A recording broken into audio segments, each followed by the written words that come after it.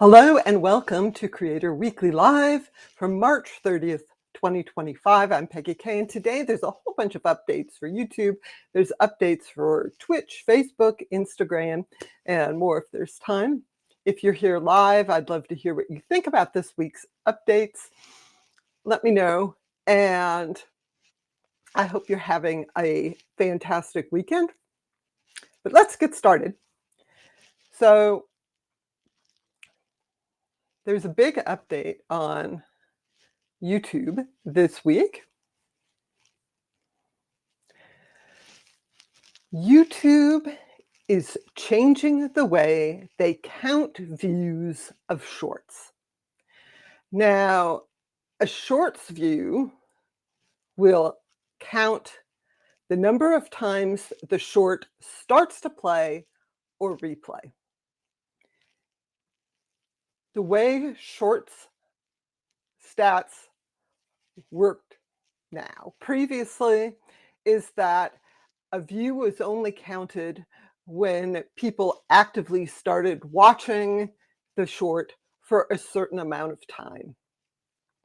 So this is the change. It starts tomorrow. A view will be counted if the short just starts playing. And if you're in the shorts feed, you'll notice that the shorts start playing automatically. So this new views is essentially impressions on your shorts. So why is YouTube making this change? Well, this way of counting views is actually comparable to the way it's counted on like TikTok and Instagram Reels. So this change makes it easier to compare how well a short is doing compared to TikTok or a reel. So creators may see a boost when they do this. It's going to probably make their shorts look better, and they can compare different platforms, especially for creators who are making like brand deals. This is obviously good to have a comparable number. It's probably also good for YouTube to have similar numbers to these other platforms if they're selling ad space, for example, so things can be compared. In practical terms, if you post shorts, this probably means your typical number of views is going to increase because this is, again, more like impressions. There is a new metric that's coming in, though, called engaged views, which is the same as the previous views. Basically, people have to watch at least a bit of the short for that to count. And engaged views are important to note because that is what YouTube looks at for eligibility for the YouTube Partner Program and for monetization. So don't be surprised if you upload shorts if the view count goes up, but that's because the way views are counted is changing. So I want to say a quick hello to everyone who's here live. I see Craig and Jolynn and Andrew. It's good to see you here. If you have questions or comments, be sure to post them in the chat.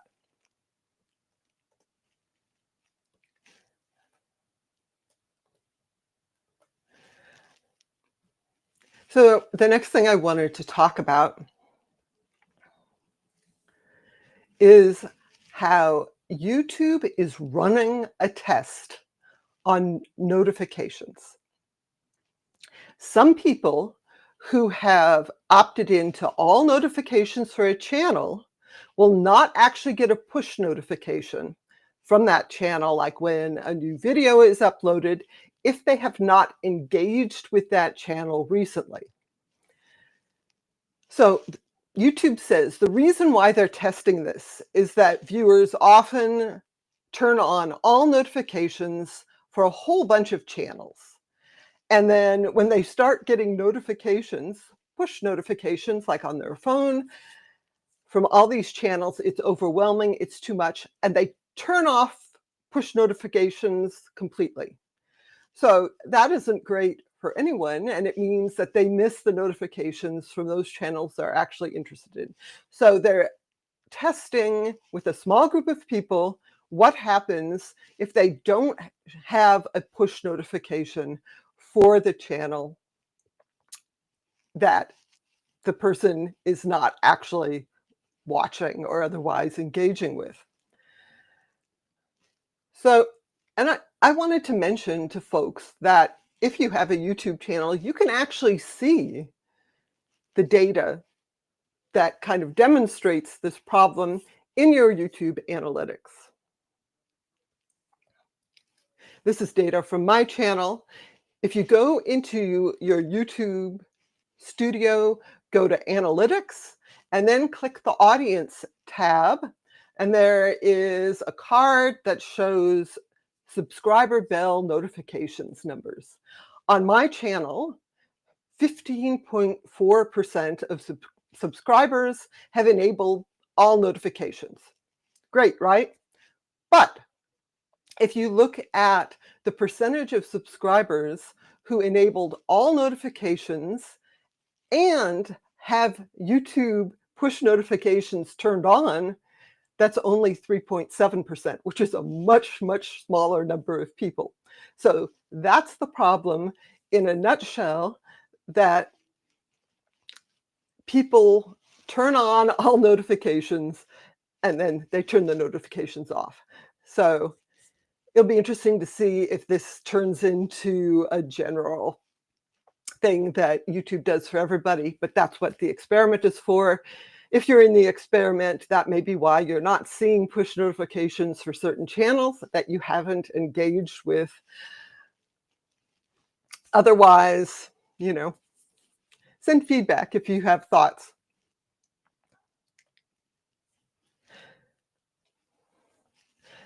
The other nice update for YouTube this week is that there's a new take a break option for live streams.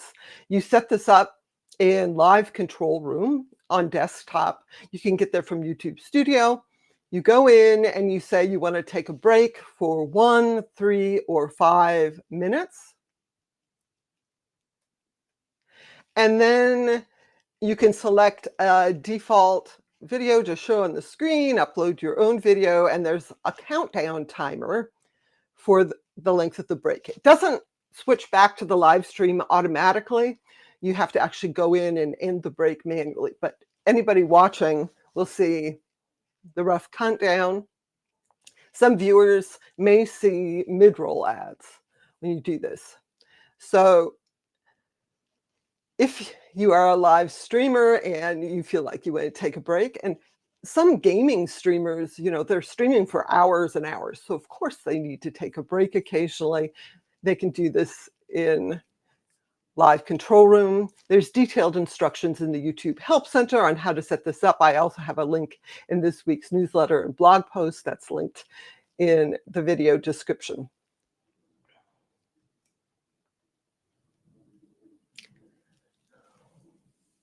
I also wanted to mention a couple of smaller updates. YouTube is adding a shortcut to the inspiration AI from videos and comments in YouTube Studio. This is a mock-up from the announcement. You click the 3-dot menu icon for a video in your YouTube Studio list, and you should see an option that says Brainstorm Video Ideas. So you can just go directly from the video to brainstorming. Also, if you go to the Imagine tab, that's the AI brainstorming tool, they're adding hooks. So a hook is like the very first part of a video to hook people, and you can bookmark ideas, save them for later. Yeah, I'm actually not seeing this option on any of my channels, so it's probably still rolling out. But that is something that YouTube is pushing, of course, to use their generative AI tools. And then just quickly, you'll be able to see your subscribers on YouTube Mobile. You can see them in YouTube Studio on desktop now. It shows you the most recent subscribers first, and just a note that it only includes subscribers who have public subscriptions turned on. If you're a viewer, you can turn that off or on, whether people can see whether you subscribe to a channel or not. There are a few other updates. Again, this week's blog post and newsletter has all the details.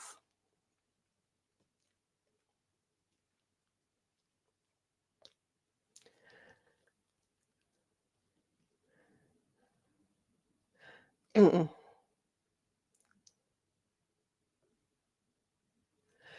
So from the chat, Andrew says, use Restream to post to test platforms at the same time and get real comparison numbers. Yeah, if you're live streaming, certainly you can multi-stream, simul-stream, I think, simul-stream to multiple locations at the same time, and you can see your viewer numbers. It's a little harder to do if you're uploading pre-made videos. And Jolyn says the change should be very interesting for creators. I think you're referring to the shorts views, and yes, I think having comparable numbers is important, and a lot of people don't look at the details of how different metrics are calculated on different platforms, and so people see views, they just assume views are the same everywhere, and that's not true. So I think this is good to have the numbers the same, especially since YouTube is also giving an engaged views metric where you can see how many people actually watched your short rather than just scrolled past it. So changing gears just a little bit.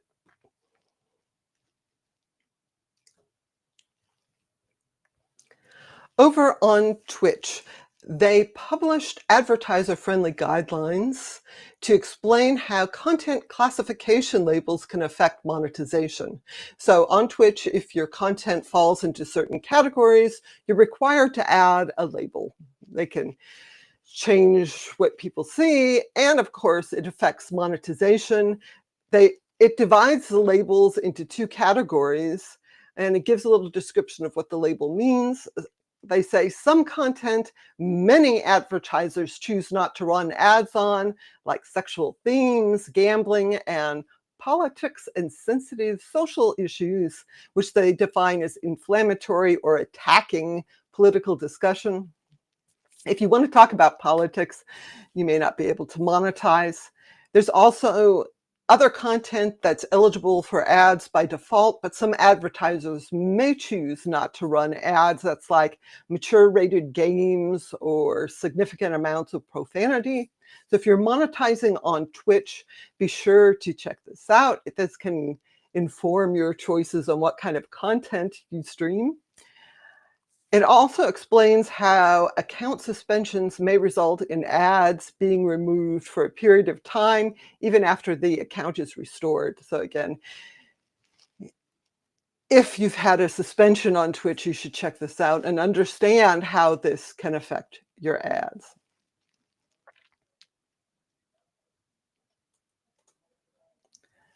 So over on Instagram, this is a very small update that I love. You can now watch videos, Instagram Reels at double speed. And I confess, on YouTube, I often watch videos at double speed. I'm not watching for the artistry, I'm just watching to see what happens, learn the information, and there's a lot of things that sometimes just take too long, especially with longer reels, longer shorts, and YouTube doesn't let you do this with shorts. I wish they did. So, nice little update from Instagram. Watch your reels at double time. You long press on the edge of the screen, and that will speed everything up.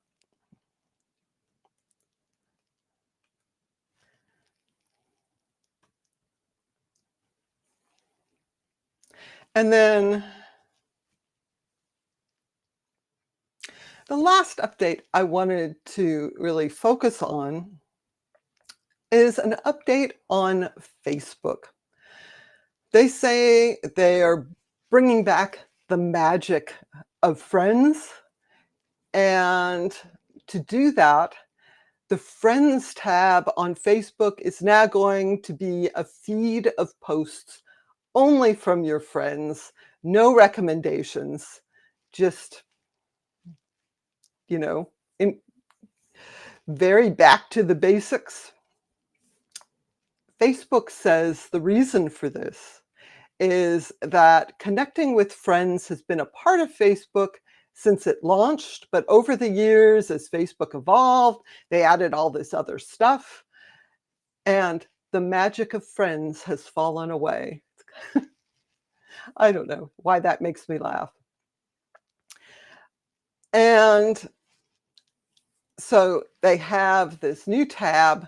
You can pin this tab to your profile so you can just go to it directly.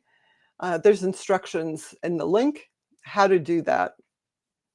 And I don't think you can make it the default. So you still see the main feed with the recommendations, there's everything, but you can switch to this Friends tab. And Facebook says a lot of stuff. They said social media should feel social. Okay, I agree with that. And they say, in that spirit, they'll be adding more fun, simple experiences to help you connect and share on Facebook throughout the year. It's kind of an interesting thing because I set up my Facebook account, 20 years ago? So a lot of people I have connected as friends, I don't even really know anymore. Like back when Facebook launched, it was the thing, oh, you connected with everyone, you went to a meeting or a party, okay, everyone connected on Facebook. So I'm friends with some people. I'm not even sure where I know them from. I'm not sure I necessarily want to see their content either. So is this a call to maybe clean up my friends? And the real problem is that most of the people that I'm friended with, either actual friends and family, don't post very much. There's a few people I have, mostly family members, who post a lot. And that's part of the reason why I'm on Facebook at all. I want to see updates. I want to hear about someone's new baby or a trip they took, and they just post on Facebook. But most people don't post anything. I don't post anything on Facebook, so I'm mostly just a lurker and a liker. It's not clear to me what Facebook's doing here. Is this supposed to encourage people to post more? Maybe. But then they're also talking about making Facebook a better place for creators. And so a creator, that's sort of the opposite of someone who's friends with you on Facebook, right? A creator is someone who you just follow. How can they make it a friendlier place for creators while at the same time encouraging these interactions just with your friends? I'm not sure they actually go together, and that's part of the problem. That's part of the reason why Facebook moved away from friends, because it had all these other things. It's also interesting that Mark Zuckerberg is kind of doing the rounds talking about creators, and he's been talking a lot to Mr. Beast. Oh, how can Facebook be better for creators? And it's a weird thing to me, right? Because Mr. Beast has such a massive following that I'm not sure his experiences are typical of most creators. You talk about what is good for him, that's not necessarily good for the average person who isn't getting hundreds of millions of views on their videos. He did say, though, there has to be better monetization. That was, I think, on the Colin and Samir show, and he was talking about that. And I agree, if you want creators, people who are specifically making content for entertainment or information, posted on Facebook, give them a way to actually monetize that properly. And I'm not sure that's actually going to happen. Craig says, I keep getting notifications of a birthday on Facebook. I don't know them. You should see if this person is actually, if you're connected with them unexpectedly.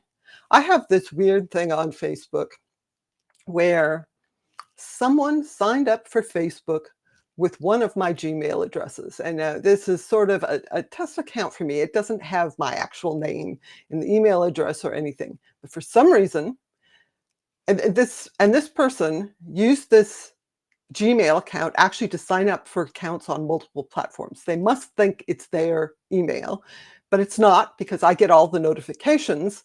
And so basically they set up these accounts and then I go in and change the password because I don't want them to actually use these platforms. But anyway, they created a Facebook account. I get notifications for someone named, I think their name is Ralph or something random like that. It's strange times. The other thing that's really odd, and again, this is maybe my experience and not anyone else's experience. Facebook seems really old. I mean, I'm middle-aged. A lot of the people I'm connected with on Facebook are my age or older. So of course I'm not seeing younger people, but I am connected with some, younger cousins and so forth, and they don't seem to have a huge amount of activity on the platform. They're much more active on like Instagram. If Facebook can't get younger people on there doing it, eventually it's just going to die off. And maybe that's the concern. So interesting times. We'll see what happens. All right, let me shift gears a bit. What was happening 10 years ago this week? It was funny-ish.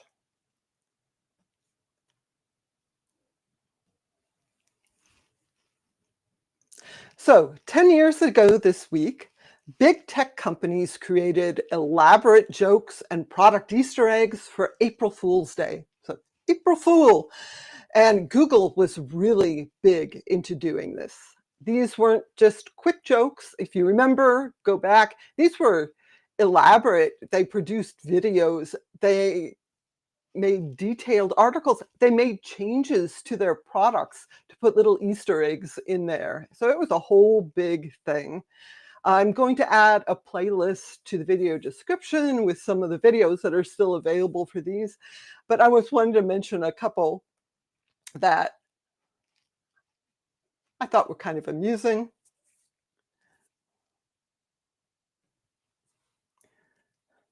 So on YouTube, their big April Fool was Sandstorm by Darude. This is music that a lot of people used in their videos. It actually kind of became a meme. Said, oh, what's the music in this video? Oh, it's Sandstorm. Anyway, they made a post about it, and if you can see in the picture, there's like a little music note icon there. You click that on any video on YouTube, and it would add this music. And so if you did a search,